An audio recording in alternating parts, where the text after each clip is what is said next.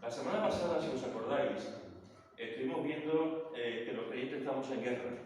Estamos en guerra. Y que en esa guerra, como en todas las guerras, hay dos bandos. Uno de esos bandos es Dios y los ángeles, y el otro bando es el diablo y sus demonios.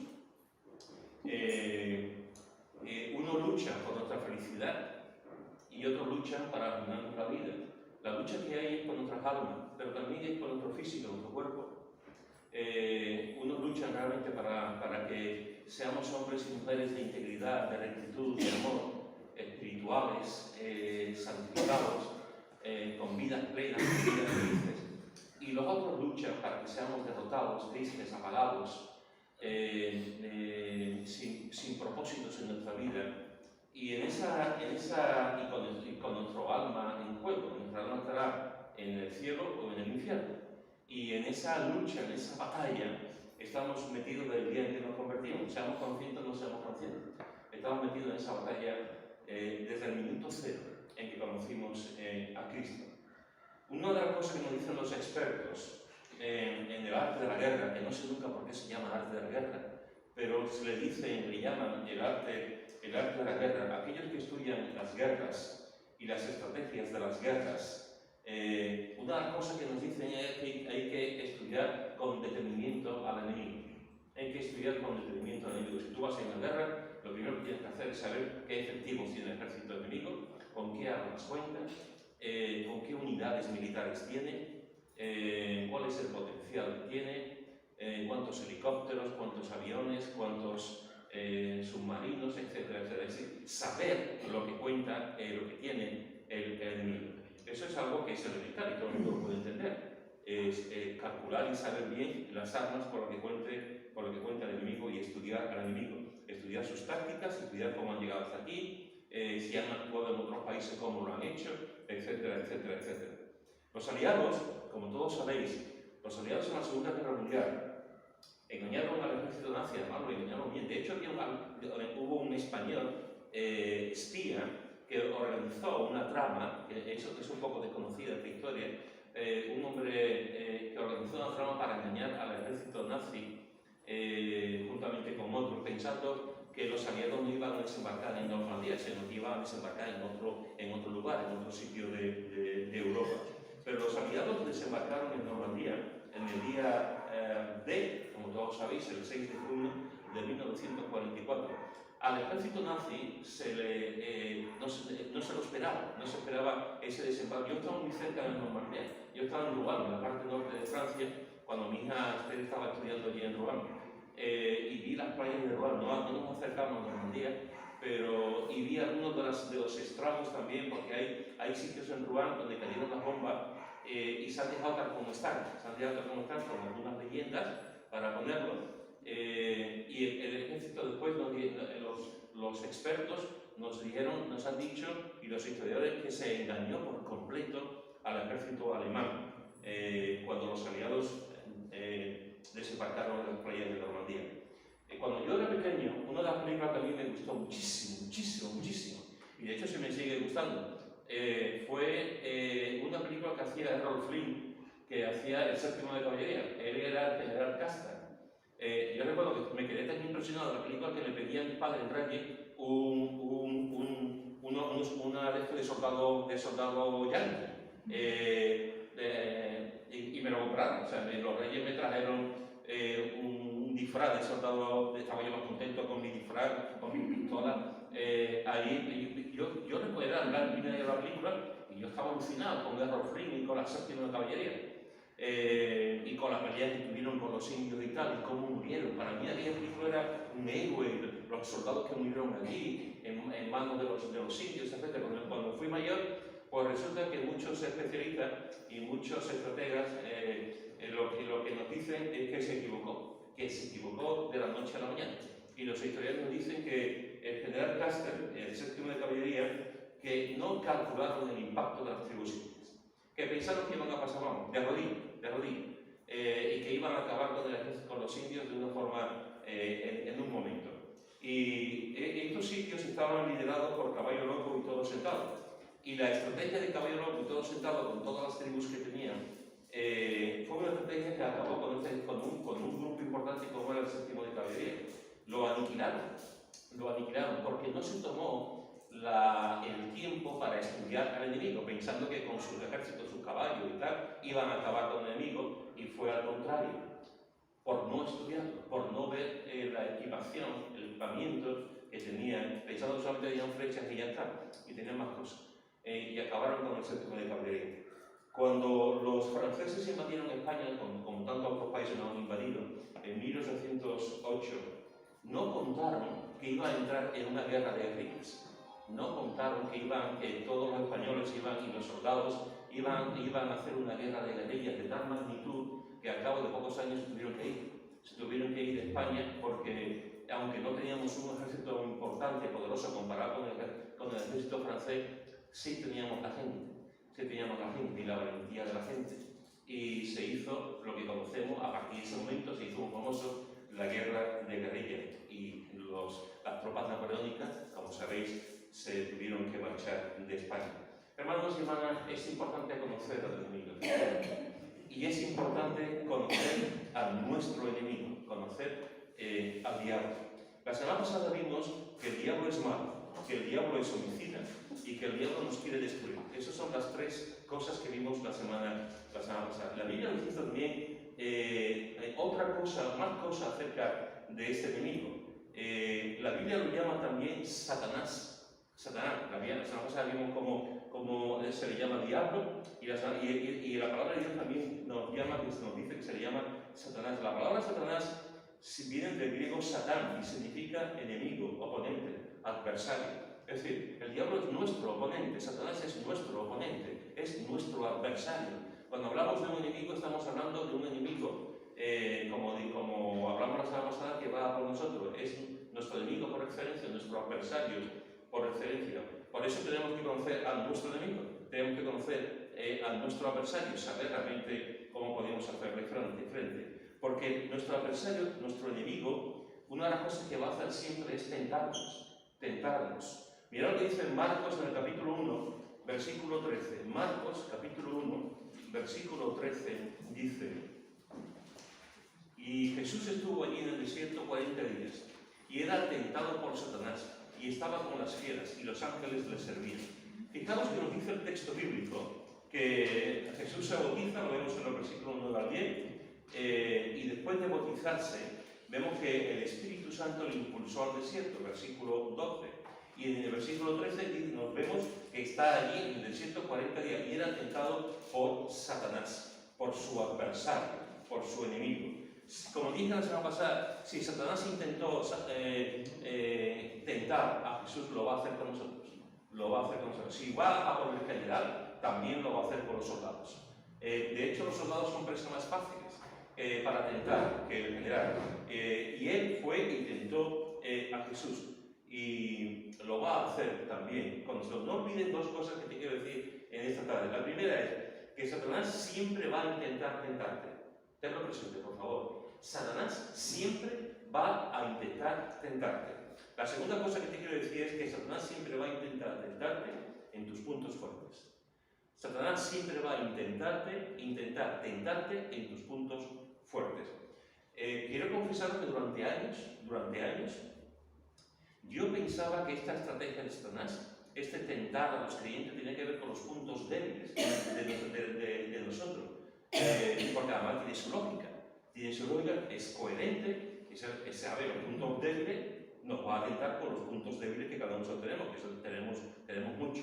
A mí no se me ocurría pensar que podía tentar en los puntos fuertes de los creyentes, pero con el paso del tiempo, con el paso de los años, y estudiando un poco el tema, profundizando un poco, he llegado a la conclusión que efectivamente nos puede tentar los puntos débiles, no digo que no.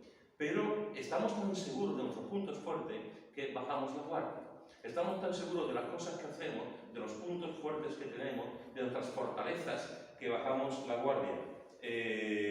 Y pensamos que nos va a atacar los puntos. Yo sé que tengo un punto débil, pues si mi punto débil es el orgullo, yo voy a orar al Señor que me cubra, que me ayude a ser humilde y a quitarme el orgullo. Y pongo mi orgullo delante de la presencia de Dios. Si yo sé que el punto fuerte es la avaricia, yo le digo, Señor, mi punto débil es la avaricia. Me gusta el dinero, Señor, pero ayúdame a ser un dador alegre, ayúdame a hacer justo con el dinero, y yo te pongo el dinero tuyo para que el dinero que tú me das para invertirlo bien, porque sé que es mi punto débil. Entonces oro por eso. No se me ocurre pensar que tengo que orar por mis puntos fuertes porque estoy seguro de ello. Estoy seguro de mi punto fuerte, estoy seguro de las cosas que puedo hacer bien. Pero fijaros que cuando vamos y estudiamos un poquito la Escritura nos damos cuenta de algunas cosas. ¿Cuál era el punto fuerte de Sansón? Las mujeres. Las mujeres. Las mujeres. Un poquito punto fuerte, no, yo no lo diría tanto que era un punto fuerte, creo que era muy débil. Con las mujeres. Se sabía muy bien cuál era el ataque que se iba a tener las mujeres. De hecho, creo que era su talón de Aquiles, su carnalidad, su alegría mujeriega. El punto fuerte de Sansón, como todos sabéis, fue su fuerza. Él era un hombre fuerte, pues soy un hombre fuerte, puedo luchar contra los filisteos, soy un hombre fuerte, puedo luchar contra quien sea, porque soy el más fuerte. Es un don que Dios le dio, es un regalo que Dios me dio como juez. Y es verdad que después como hombre tenía sus puntos débiles, como el tema de las mujeres, la falta de obediencia a sus padres, etcétera, etcétera. Pero su punto fuerte era la fuerza, hasta que un día se encuentra con una señora y se enamora de la señora, y la señora dice, ¿dónde está tu fuerza? Y él le dice, del gazpacho de Mercadona. ¿Y dónde está tu fuerza? Y pues de las gambas blancas de Huelva. ¿Dónde está tu fuerza? Y llega un momento en que él llega un momento en que le dice, mi fuerza está en el pelo. Cada vez que le decía, ¿dónde está tu fuerza? Él gastaba una broma y tal, y venían los soldados y hasta que llega a decirle, mi fuerza está en el pelo. Y le cortaron el pelo. Y a partir de ese momento la vida de Sansón cambió por completo, está a punto de morir. ¿Por qué? Porque le dijo a Dalila el origen de su fuerza. ¿Por qué? Porque él pensaba que no había ningún problema, era fuerte por el pelo, porque Dios lo usó de esa manera. Ese era su punto fuerte. Y sin embargo, su punto fuerte fue cortado. Fue cortado porque lo expresó, porque no fue capaz de callarse ese punto fuerte, simplemente confiaba demasiado en sí mismo. ¿Cuál fue el punto fuerte de Ananías y Zafira? Podríamos decir, el punto fuerte de Ananías y Zafira era que querían tener el mismo prestigio de los demás, que querían pasar por santos, que querían que la iglesia reconociera la venta que habían hecho y cómo habían invertido el dinero en la obra de Dios. Pero yo creo que el punto fuerte de Ananías y Zafira era que tenían riquezas. Por eso podían vender las casas, por eso tenían propiedades y las podían vender. Y esa propiedad la pudo vender, la podía decir, esto para la iglesia, para el Señor, ponerlo a los pies de los apóstoles y que los apóstoles distribuyeran la venta de la casa para ayudar a los necesitados, a los pobres, etc. Pero ellos lo hicieron al contrario. Ellos quisieron tener fama y honor y gloria delante de la iglesia primitiva, vendiendo la casa y quedándose con una parte, sin ningún tipo de necesidad. Pero tenían propiedades. Nadie podía pensar a lo mejor que ese matrimonio iba a hacer lo que iban a hacer con el tema del dinero, pero tenían la casa para poder hacerlo. Si no hubiesen tenido propiedades, no lo hubiesen hecho. Hubiesen hecho otro tipo de cosas, pero no lo hubiesen hecho. ¿Cuál fue el punto fuerte de David? David tenemos muchos puntos débiles, como hemos visto antes con Sansón, muchísimos puntos débiles. Pero una de las cosas que tenía David es que casi siempre ganaba en la guerra. Casi siempre. De hecho, fue uno de los reinos, juntamente después con su hijo, uno de los reinos más poderosos de aquel momento, que después Salomón llevó a otro extremo. Pero con David empezó una aventura que le dio a Israel una dimensión completamente diferente. Y ganaba muchas batallas, tenía un buen ejército.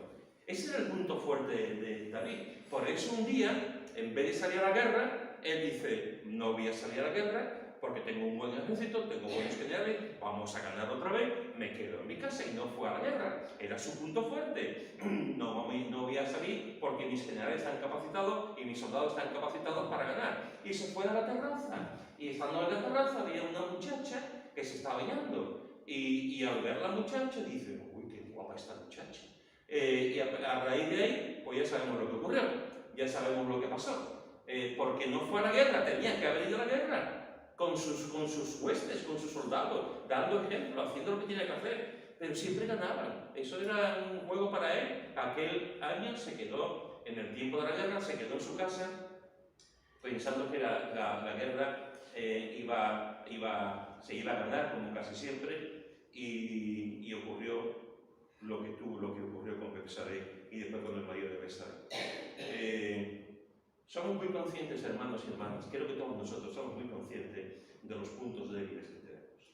Y creo que hacemos bien en orar para que el Señor nos ayude en los puntos débiles. Uno tenemos avaricia, otro tenemos orgullo, otro mentimos demasiado, otro no nos comprometemos, otro le damos a la lengua de la marinera, otros tenemos lujuria, otros no somos capaces de controlarnos en ciertas adicciones. Y sabemos esos puntos débiles, pero no olvidemos que también el diablo sabe nuestros puntos fuertes. Y en esos puntos fuertes no oramos, porque lo tenemos controlado. Y queremos que tenemos la capacidad para poder luchar, la capacidad para poder controlarlo, la capacidad para poder hacerlo. Y cuando dejamos de orar por algo, nos convertimos en presas fáciles. Y a veces pensando que tenemos esa capacidad con un punto fuerte en nuestro temperamento, en nuestro carácter, en nuestros dones, etc., dejamos de orar y el diablo nos tienta por los puntos fuertes que tenemos. Las Escrituras nos dicen algo que quiero que resumen lo que he dicho hasta ahora. Las Escrituras nos dicen, el que piense que esté firme, mire que no caiga. Una fortaleza. Yo pienso que estoy firme.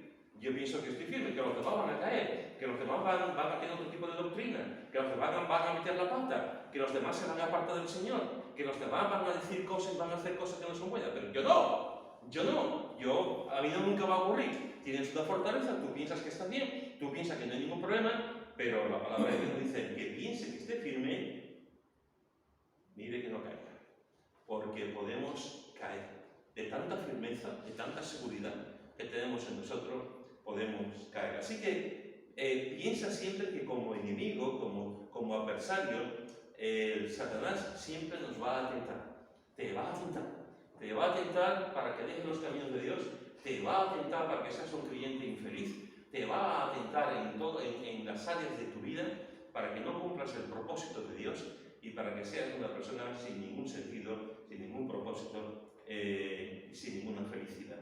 Así que tenlo presente siempre, por favor. El diablo te va a tentar, como lo hizo con Jesús. En segundo lugar, quiero decirte que como enemigo y adversario, el diablo nos va a estorbar cada vez que pueda. Venía Primera de Tesalonicenses, capítulo 2, versículo 17 al 18. Primera de Tesalonicenses, capítulo 2, versículo 17 y 18. Y mirad lo que dice.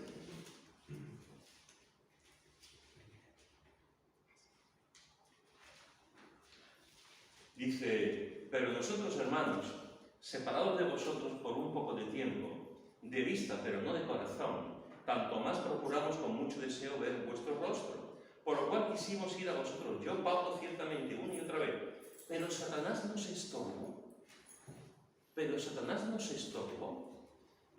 Pablo quería ir a la iglesia de Tesalónica. Pablo había estado allí, Pablo había fundado la iglesia, Pablo había salido de la iglesia, Pablo había enseñado en la iglesia. Y con el paso del tiempo, Pablo quiere volver a la iglesia, como había pasado con otras iglesias donde él había estado antes. Y sin embargo nos dice que él quería ir allí de nuevo a la iglesia, estar con sus hermanos, con sus hijos espirituales, y sin embargo quería ir una y otra vez, pero Satanás no se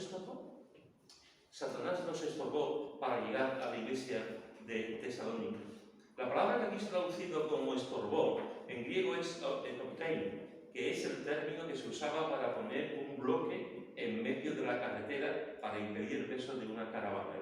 Lo que Pablo está diciendo, Satanás me ha puesto un obstáculo en medio de mi vida para no poder ir a la iglesia donde estáis vosotros, a la iglesia de Tesalónica. El diablo es especialista en poner obstáculos. El diablo es especialista en estorbar nuestra vida espiritual, en estorbar lo que somos. El diablo siempre va a poner ese tipo de obstáculos en nuestra vida. Satanás nos va a estorbar con las persecuciones, hermano. Nos va a estorbar con las persecuciones. Preguntárselo a los creyentes en el circo romano. Preguntárselo a los creyentes en la Inquisición. Preguntárselo a los creyentes que estaban aquí en Sevilla o en Valladolid. Preguntarle a la cantidad de creyentes que hay hoy en día distribuidos por el mundo que le están matando, que le están haciendo la vida imposible. El diablo siempre va... El diablo siempre va a intentar estorbar. Y va a poner vidas que no funcionen. Pero se escuchaba, no se escucha. Bueno, se escucha más, ¿no? Esto también hay que probar que no ocurra. ¿Ya? ¿Sí? Ponlo. ¿Ahora? No. ¿Se escucha bien? ¿Sí? Estaba cortando. Cuando se va, sigue funcionando, pero empieza a cortarse. Fíjate.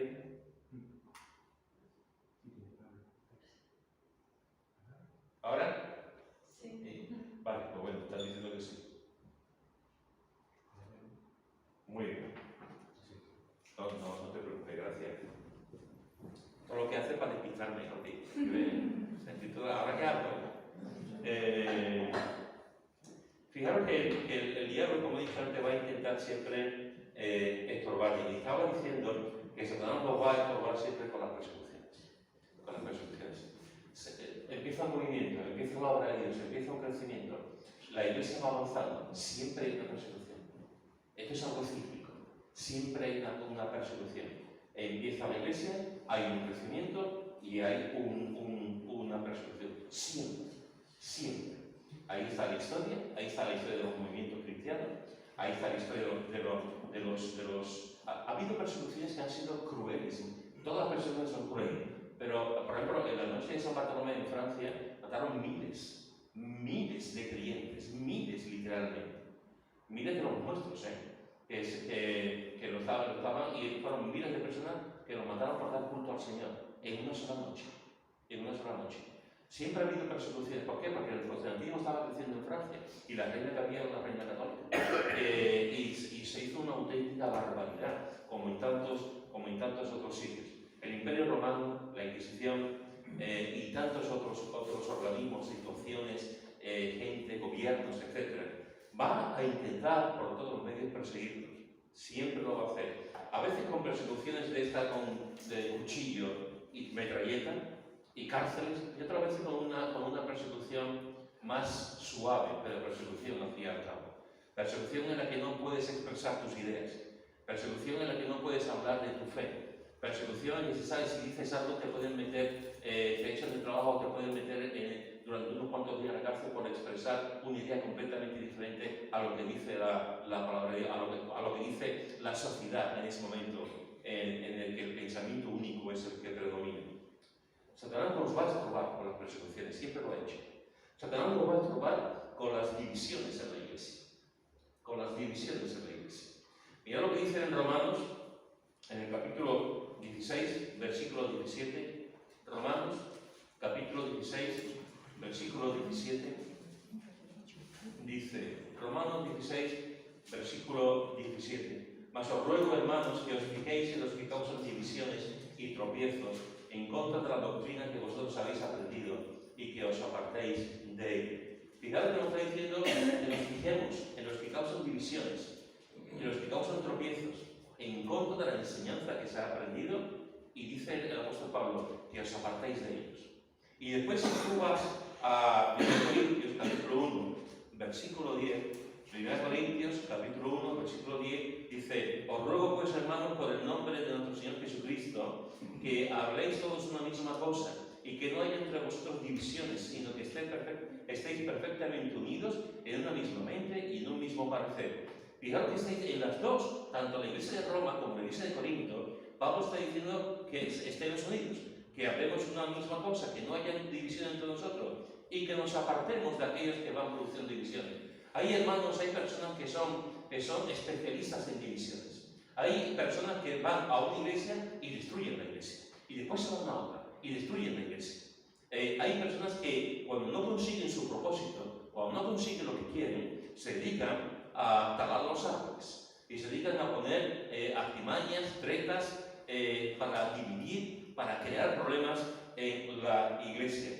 Satanás está detrás de todo eso. Satanás está detrás de las persecuciones y también Satanás está en las divisiones de la iglesia. Esto es algo impresionante, es algo a mí no me cabe en la cabeza cómo puede haber en la iglesia evangélica tantas divisiones, tantas enemistades, tantas dificultades. Es que no puedo entenderlo cuando somos la iglesia del Señor.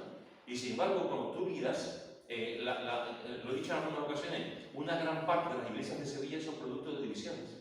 Una gran parte, esto es muy triste lo que estoy diciendo, una gran parte de las iglesias de Sevilla son producto de divisiones. Y yo recuerdo que alguno me ha dicho, bueno, Dios lo usa. Si antes había 4 iglesias, ahí por las divisiones. Muy bien, como tú quieras llamarlo, pero eso es pecado, eso está mal. La iglesia no debe de reproducirse ni dividirse, no debe de multiplicarse a causa de las divisiones. La iglesia se debe de multiplicar a causa de la predicación del Evangelio y que la gente conozca a Cristo, pero no a través de divisiones.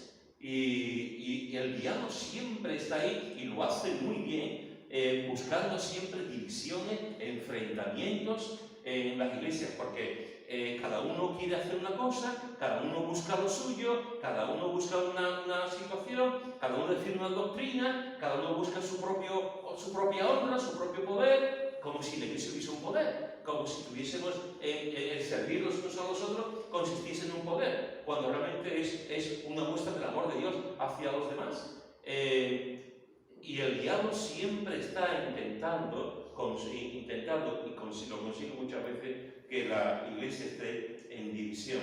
Satanás no va a estorbar con las persecuciones. Satanás no va a estorbar con las divisiones en la iglesia. Satanás nos va a estorbar con el legalismo. Con el legalismo, hermanos, con el legalismo.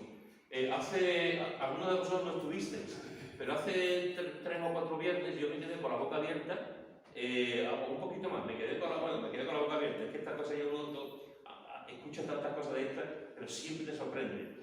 Y Mari Carmen estuvo compartiendo ese viernes que en la boda de Nuria, que creo que se equivocó, porque mira que casarse con Pablo, pero bueno, eso es lo mismo. En la boda de Nuria, pues resulta, corrígeme si me equivoco en lo que voy a decir, porque creo que mi memoria a veces me falla.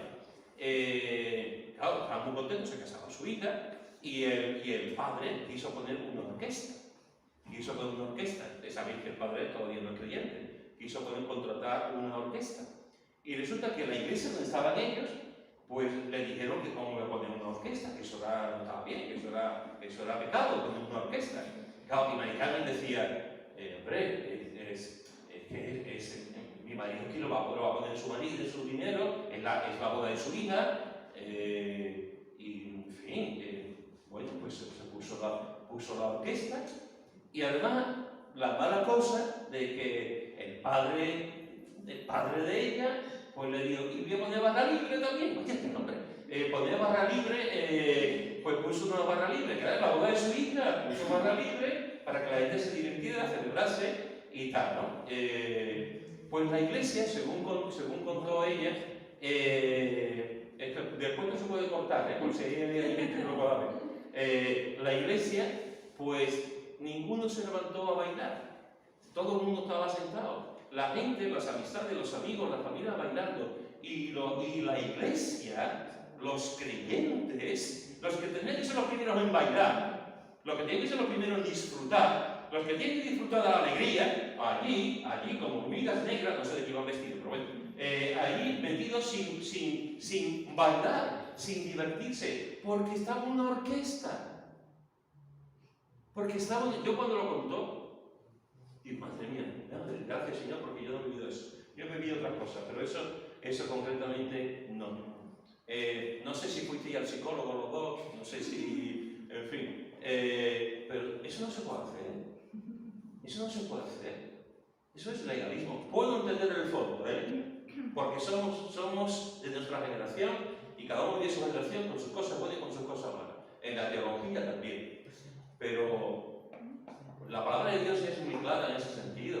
Tenemos un Dios que es feliz, tenemos un Dios que es alegre, tenemos un Dios que fue a bodas, tenemos un Dios que bebió vino, tenemos un Dios que se invitaba por la gente a comer, tenemos un Dios que se reía con los niños, tenemos un Jesús muy humano en ese sentido, muy humano en ese sentido, que le encantaba disfrutar. Y a veces, hermanos, el legalismo es tremendo. Alguna vez os he podido contar que recuerdo una iglesia donde un diácono que era el encargado de poner las sillas, el diácono medía con 1 metro la distancia que había entre una silla y otra. Y tú lo veías los domingos con 1 metro, que me invitaron varias veces a esa iglesia, fuera en la provincia de Cádiz, y con 1 metro estaba midiendo porque tenía, creo que eran 50 centímetros, 45, no me acuerdo bien. Y si era un poquito más, se enfadaba. Se enfadaba porque decía que la medida entre una silla y otra tenía que ser de esa. Y el hombre estaba con 1 metro. Algunas veces,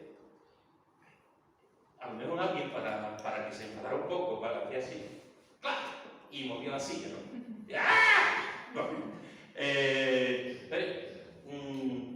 Los legalismos nos matan. Los legalismos nos matan. Los legalismos no nos dan aire, nos lo quitan. Los legalismos nos hacen vivir vidas de apariencias. Una de las cosas peores que podemos hacer en nuestra vida cristiana es vivir de apariencias. Es vivir de apariencias. Si yo tengo una apariencia, soy un creyente, bueno. Si tengo otra apariencia, no soy tan creyente. Si me gusta ver el cine, estoy en el camino del diablo. Si no voy al cine, soy un santo varón. Si me gusta ver una determinada serie en televisión, estoy en pecado. Si me gusta ver una serie de televisión, está bien. Depende, que somos tan así. Vamos a ir marcando, quitando, poniendo a nuestro aire. Y sale el de siempre, el predicador de turno, el líder de turno, la mujer de turno, siempre diciendo lo que está bien y lo que está mal. Y vivimos de apariencias. Los fariseos eran expertos en eso. Y Jesús va una y otra vez con los fariseos, diciendo, no es así, no estáis haciendo lo correcto. No, tenemos que tener cuidado con los legalismos porque el diablo se mete en los legalismos. Y en vez de ser una iglesia libre, en vez de ser una iglesia santa, en vez de ser una iglesia poderosa, una iglesia de oración, una iglesia que nos amemos, que compartamos el Evangelio, que nos perdonemos, nos convertimos en una secta llena de legalismos. Hay que tener perdón a una manera, pero todo el mundo tiene que estar pelado como Nuria. Si no estamos pelados como Nuria, es pecado. Es pecado. Todo el mundo tiene que traer un pantalón azul, porque si no traemos un pantalón azul, es pecado. Está mal. Y tú dices, pero estas cosas, ¿dónde sale la actitud? ¿Estas cosas dónde están? Y vas viendo que se va añadiendo, y al final nos mata. No tenemos el Espíritu Santo, tenemos otra cosa, nos va matando. El diablo sabe hacerlo. El diablo nos estorba con las persecuciones, el diablo nos estorba con las divisiones en la iglesia, el diablo nos estorba con el egoísmo, y también el diablo nos estorba con el ecumenismo. Es interesante, porque hay varias canciones. Hay alguna canción que dice, no me importa la iglesia que vayas, si detrás del Calvario tú estás, si tu corazón es como el mío, dame la mano y mi hermano serás. ¿Habéis escuchado esa canción? Oye, pues la canto bien, pero yo también, me ha gustado yo cantando. Esa canción es mentira. Esa canción, yo puedo entender la canción y puedo cantarla, y puedo pensar que el que la compuso iba por un camino adecuado. Pero esa canción no me importa la iglesia que vaya, no es cierto, importa mucho. Hay iglesias que arruinan la vida de las mujeres. Hay iglesias que no les importa que haya pecados en la iglesia. Hay iglesias que permiten el concubinato, que alguien esté con alguien que no esté casado. Hay iglesias que no predican la sana doctrina. Hay iglesias que te controlan la vida y te dicen, tú eres miembro de la iglesia me tienes que decir cuál es tu nómina para decirte yo la ofrenda que tienes que dar. Hay iglesias que no, que vale todo. Yo conozco una iglesia en Sevilla. Conocí una iglesia hace años en el que hubo un movimiento y la iglesia no empezó a trabajar, se levantó un local y empezaron a trabajar con gente pues, que venían de otras congregaciones. No hacía falta que estuviese bautizado, no hacía falta que fuese miembro de la iglesia. Tú ibas allí, en esa iglesia, y te daban ya un ministerio. Te hacían cosas que, o sea, yo podía ir, yo venía de mala manera, me había venido a una iglesia, había hecho una división, llegaba a la iglesia o no estaba bautizado y no importaba, te daban un ministerio, te hacían cosas. Y tú podías ir a trabajar y eso en el papel estaba muy bien. Oye, en mi iglesia me piden bautismo, en mi iglesia me dicen que tengo que ser miembro, en mi iglesia me dicen esto. Y aquí puedo ir a la iglesia y me permiten hacer un ministerio, cualquier cosa. ¡Viva la Pepa! ¡Viva la Pepa! Eso queda muy bonito, ¿verdad? Queda muy bien, parece muy espiritual, pero no lo es. No lo es. Porque tiene que haber un orden. Y en esa iglesia hubo pecado, como no podía ser de otra manera. Hubo pecado con el pastor, se tuvo que marchar. El que cogió el pastorado, al final su esposa se fue con otro. Una tragedia, y tenía buena pinta. Pero fue una tragedia porque no se pueden hacer las cosas así. No se puede actuar de esa forma. La palabra de Dios nos da una serie de cosas, nos da una serie de enseñanzas. Claro que importa la iglesia de un hogar, por supuesto que importa la iglesia de un hogar. ¿De dónde viene que no importa la iglesia de hogar? Yo quiero una iglesia que se predique la palabra de Dios. Yo quiero una iglesia que se ore. Yo quiero una iglesia donde la alabanza sea bíblica. Yo quiero una iglesia donde los hermanos sean humildes, donde nadie me enjuicie ni me critique. Yo quiero una iglesia donde yo meta la pata, me perdone y me ponga en disciplina si hace falta. Yo quiero una iglesia donde Cristo sea el jefe supremo. Yo quiero una iglesia donde podamos dedicarnos los unos a los otros. Yo quiero una iglesia que se comparte el Evangelio, que podamos ser embajadores de Cristo. Yo no quiero una iglesia que me digan lo bonito que soy y después que yo haga lo que yo quiero. No. Quiero una iglesia realmente... no es lo mismo una iglesia bíblica, no es lo mismo estar en un sitio que en otro. No importa. En esta iglesia se predica a Cristo, pero ¿qué Cristo? No, en esta iglesia, o sea, cuidado con el ecumenismo. Cuidado con decir que es igual la iglesia católica que la iglesia evangélica, que es igual la mezquita, que es igual la sinagoga, que es igual esto, lo otro. No, incluso las iglesias evangélicas. No, hermanos, no, hay que tener discernimiento, hay que tener cuidado. Y el diablo sabe mucho. Y con decir que ahora estamos en la época de la espiritualidad, y hay gente muy espiritual, o de la energía, estamos en la energía, o cómo vibra la energía. Cuidado. No todas las iglesias, y lo digo con dolor, no todas las iglesias son iglesias, conforme al modelo nuevo testamentario. No todas las iglesias son iglesias. Y el diablo lo sabe. ¿Sabéis una cosa, hermanos? El diablo sabe. Yo, Pedro Lorca, yo voy a una iglesia donde no se predica a Cristo, una iglesia donde hay desorden, una iglesia donde el pecado se permite, y el diablo sabe lo que hace conmigo. Ahí te queda, Pedro, voy a buscar otro. Y va en busca de otro, porque ya ha conseguido el propósito. Está en un sitio, en un lugar donde no se va a predicar a Cristo, ni Cristo va a ser glorificado. Entonces va a buscarse a otro para hacer la misma trampa.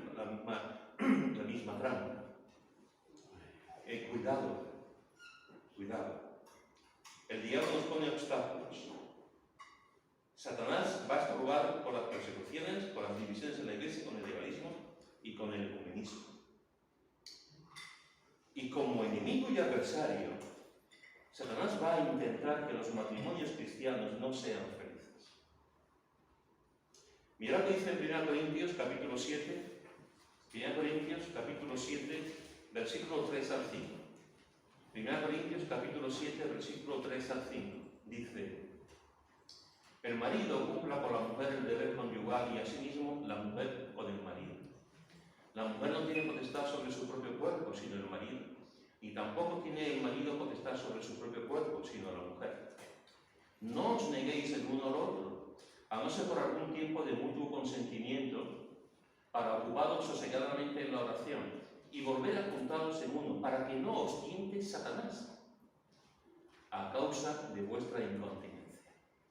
Para que no os tiente Satanás a causa de vuestra incontinencia. Me molesta mucho cuando se dice el apóstol Pablo era un machista. El apóstol Pablo no quería saber nada de la mujer. El apóstol Pablo, el que conocemos en la Escritura, no el que los hombres inventan. El apóstol Pablo le daba su papel a la mujer. El apóstol Pablo se llenaba, colaboraba, en su equipo había colaboración de mujeres, muchas. El apóstol Pablo amaba profundamente y de hecho había diaconisas que él respetaba y les pedía a la iglesia de Roma, por ejemplo, que las cuidase. Pablo aquí es un adelantado a la sociedad. Lo que está diciendo Pablo aquí es un adelanto a la sociedad. En aquella época, como en tantas otras épocas, tú te casabas, y permitidme decirlo de esta forma, tú te casabas y el matrimonio no sabía nada de sexo. Ni el hombre ni la mujer sabían nada de sexo, porque no se enseñaba.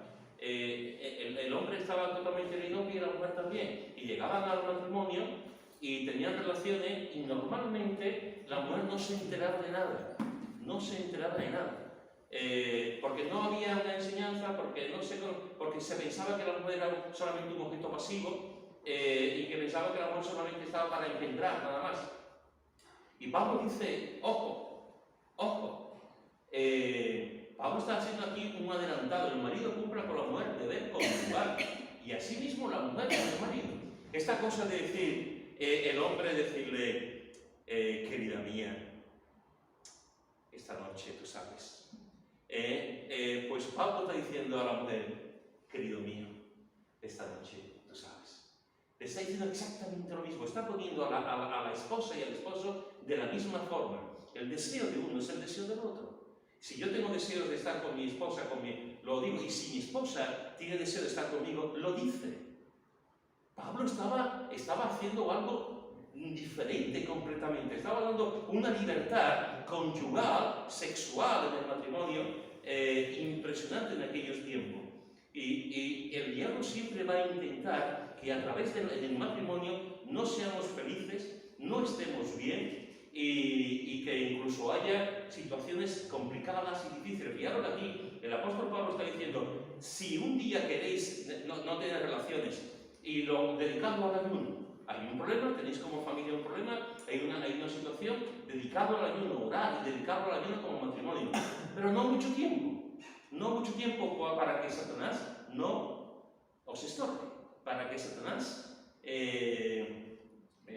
no os tiente. ¿Por qué? Porque somos seres sexuales. Cuando tú estás en el matrimonio, una de las cosas que se hace en el matrimonio es tener una vida sexual. Y es así, es el plan de Dios. Es el plan de Dios. Y en ese plan de Dios se cuenta con el derecho del marido y con el derecho de la mujer. Y la mujer no puede solamente ser una parte pasiva, sin tener ningún disfrute, sin tener ningún placer, y el marido ya está. No. Ahí Pablo lo equipara en todas las consecuencias. Y le está diciendo que si al final tenéis que ayudar por algo que está pasando, juntaros para que no os tiente Satanás. No os neguéis el uno al otro. No os neguéis el uno al otro. Dice el apóstol Pablo, evidentemente con un sentido común.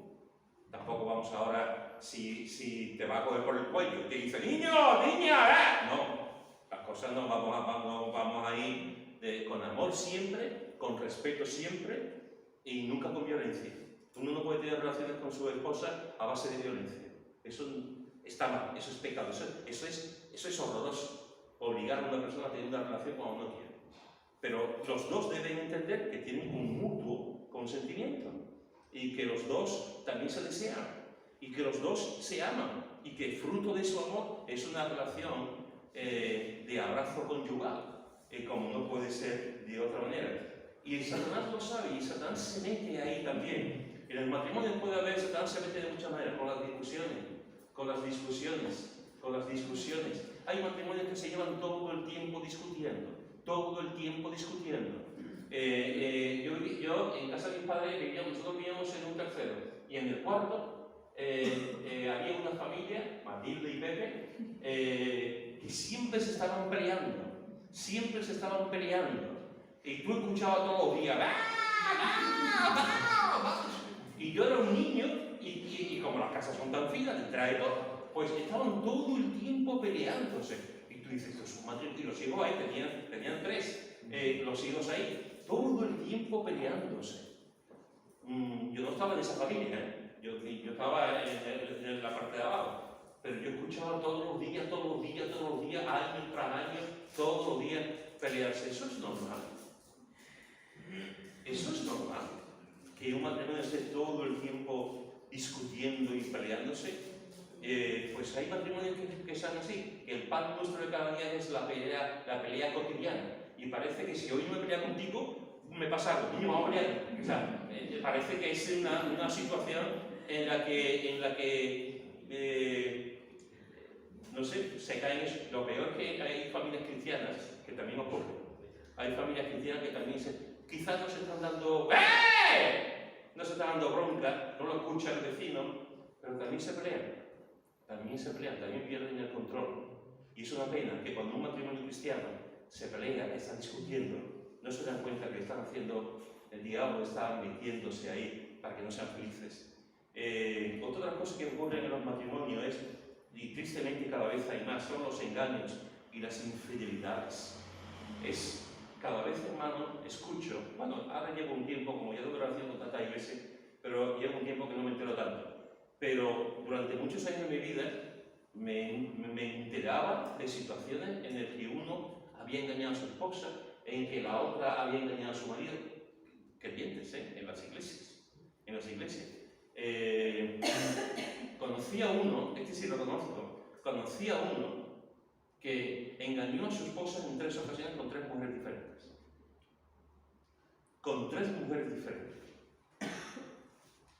Y lo peor de todo es que, porque era anciano en una iglesia, lo peor de todo es que el resto del consejo de ancianos no lo puso en disciplina la primera vez, ni la segunda, por el impacto que eso podía tener en la iglesia. Y no lo pusieron en disciplina, no lo quitaban de estar en el consejo de ancianos, para no crear un problema como si eso fuese un problema. Lo que había que decir a este hermano es: tú no estás preparado, tú no puedes continuar como pastor de la iglesia, como un anciano de la iglesia, porque estás pecando. Engañó a su esposa una vez, la mujer lo perdonó. Engañó a su esposa otra vez con otra mujer, la mujer lo perdonó. Y la tercera vez la mujer le dijo: mira, vete a Suiza y de y lo dejó, pero ya fue la tercera vez. Así sí lo conozco yo.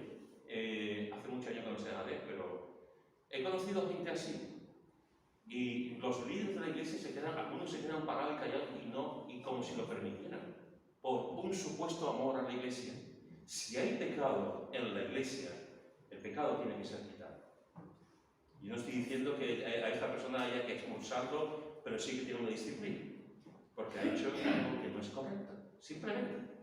Pero hasta eso se pone en boca, hasta eso se dice que no, que era pobrecito, que su temperamento es una persona que no sabe controlarse. Déjame decirte algo: si tú no te controlas, es un problema tuyo. Porque todos nos podemos controlar. Y todos podemos decir no y sí. Todos no somos libres para tomar decisiones. No me vengas con gaitas, de decir, no, es que yo soy muy débil. Es que Pedro, yo soy muy débil. Yo soy una mujer. ¿Cómo que débil? Tú eres un pecado. Y hasta que tú no entiendas que eso es pecado y que eso está mal, no, es que a mí los hombres me gustan mucho. ¿Cómo? Eso es pecado. Te pueden gustar las mujeres, pero eso no significa que sea como Sansón buscando cada 2 por 3. Cuidado. Cuidado con los engaños y con las infidelidades, porque cada vez hay más. El diablo se mete. Hay una frase quiero recordar que es de Paul Newman, que es el actor favorito de mi esposa por sus ojos azules, que no sé qué se diferencia conmigo. Hay una frase que Paul Newman dice, hablando de la mujer, porque tenía, claro, era guapete y tenía un éxito con las mujeres. Y una vez le preguntaron, porque él fue muy fiel con su esposa, Y él le decía, ¿para qué conformarse con una hamburguesa cuando tengo ternera en casa? ¿Para qué conformarse con una hamburguesa cuando tengo ternera en casa? Oh, hermano, tu esposa es una ternera de Ávila. Tu esposo es ¿qué comida no podemos decir? O sea, no busques fuera de tu matrimonio. No busques fuera de tu matrimonio. Porque tienes algo bonito en tu familia, en tu matrimonio. No busques fuera. Y ustedes me pueden decir, pastor, estamos aquí en la iglesia de ¿tú nos conoces? Sí, yo os conozco. Y daré la mano derecha porque creo que no va a haber ningún problema.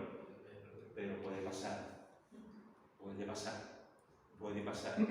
Y conozco muchos casos, tristemente, que han pasado de que parece que no hay ningún problema y al final se ha ido con uno. O la ha engañado, o se ha ido con otra. Y la ha engañado. Y cuidado, porque el diablo se mete con las discusiones, con los engaños y con las infidelidades y se mete también con el placer sexual. Se mete. Ahí para que la esposa no se deleite, para que no llegue al orgasmo, para que no haya intimidad, para que él haga lo que vaya a su aire nada más, sin preocuparse por ella, con dolores, con sufrimiento. Cuidado. Alguna vez me han preguntado varias veces, me preguntan, ¿tú de las relaciones sexuales en el matrimonio, ¿tú qué consejo darías? Y sabéis, yo siempre digo, en el matrimonio es un asunto de dos, en este asunto sexual, como en todo, el matrimonio es un asunto de tres. El que alimenta el sexo es Dios, el que alimenta el matrimonio es Dios. En el matrimonio se tiene que dialogar, se tiene que comunicar, se tiene que hablar, nos tenemos que apoyar, nos tenemos que respetar, tenemos que educar a nuestros hijos, tenemos que tener la economía, tenemos que trabajar, tenemos que divertirnos, tenemos que tener tiempo de ocio, tenemos que hablar de problemas, tenemos que enfrentarnos a situaciones. El matrimonio es un micromundo, el matrimonio es un mundo precioso, pero es un mundo con sus particularidades. En el sexo también. Y en el matrimonio los dos, hombre y mujer, el ejemplo, lo que yo siempre digo es hacer los dos lo que pensáis que tenéis que hacer, lo que queráis, pero los dos, y con respeto a la otra persona. Las cosas que uno quiera, los dos, sin ningún otro artilugio, sin ninguna otra persona, sin ninguna cosa en televisión, los dos. Dios nos ha dado la imaginación, Dios nos ha dado la capacidad para poder amarnos y deleitarnos el uno con el otro. Los dos. Y siendo siempre respetuoso con la opinión de la si la otra persona dice, a mí esto no me gusta, no se hace. A mí esto no me atrae, no se hace. Y hay que respetarlo. Ya está, no hay ningún problema. Pero es un lugar, es un momento, es un sitio donde tenemos que buscarnos esa intimidad y disfrutar de algo que Dios ha hecho. Y disfrutarlo de forma bonita, hermosa, gozosa. Déjame decirte algo muy tonto, pero déjame, si tú no disfrutas con tu cónyuge, ¿con quién vas a disfrutar?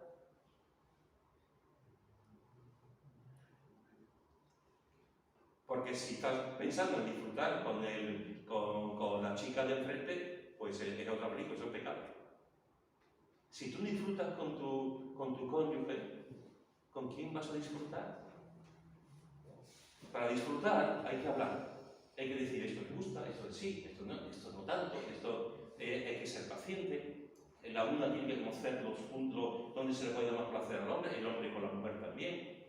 Porque si dejamos el sexo en el matrimonio, sobre todo en las edades más viriles, digamos, las edades más jóvenes, porque todo tiene su tiempo y su momento también, y su pasión. Si vamos dejando, al final el diablo se mete. El sexo, no es lo mismo practicar sexo en tu matrimonio con 30 años que con 90, no es igual, evidentemente, no es lo mismo. Pero déjame decir una cosa, se puede practicar sexo con los 90, no es igual, pero entra la ternura, entra el abrazo, entran otras cosas que también permiten que se disfruten. Lo que está diciendo aquí el apóstol Pablo es, cuidado con negar vuestro cuerpo Cuidado con ayunar prolongadamente, porque os podéis meter en un problema. Os podéis meter en un problema. Y cuando eso ocurra, cuando queráis ayunar por una cuestión que el matrimonio sabe, volver a juntaros en uno para que no os tiente Satanás. Para que no os tiente Satanás. Estoy hablando dentro del contexto del matrimonio. Aquí hay gente que están solteras. Esta es otra película. Los hermanos y hermanas solteras es otra historia. Los jóvenes son otra historia. Las personas que han elegido la soltería para servir al Señor es otra historia. Estoy hablando aquí dentro del contexto de los matrimonios cristianos. Y los matrimonios cristianos pueden ser, de hecho, son atacados por el diablo. No estoy hablando de cosas, son atacados por el diablo. Cada vez más. Cada vez más. Así que fijaros, hermanos y hermanas, lo que te he dicho en esta tarde es que Satanás es nuestro adversario, Satanás es nuestro enemigo. Lo que te he dicho esta tarde es que Satanás como nuestro enemigo nos va a tentar. Lo que te he dicho esta tarde es que Satanás como nuestro enemigo nos va a estorbar cada vez que pueda. Y lo que te he dicho esta tarde es que Satanás va a intentar como enemigo nuestro que es que los matrimonios no sean felices. Creo que son tres cosas muy importantes que tenemos que tener presentes a la hora de conocer a nuestro enemigo, a la hora de saber las tácticas de nuestro enemigo, a la hora de conocer a nuestro adversario. Que Dios nos ayude en estas tres cosas, como en tantas otras cosas, que Dios nos ayude a vivir como la palabra de Dios nos enseña, a descansar profundamente y solamente en Dios y saber cuando Satanás, en cualquiera de estas áreas, vosotras, nos pueda tentar y podamos saber que nos está tentando. Podamos saber que nos está tentando y actuar en conformidad con lo que la palabra de Dios nos enseña. Cuidado, cuidado, hermano. No te pienses que eres muy fuerte, porque en cualquier momento, seguros de nosotros mismos, pensando que no tenemos ningún problema,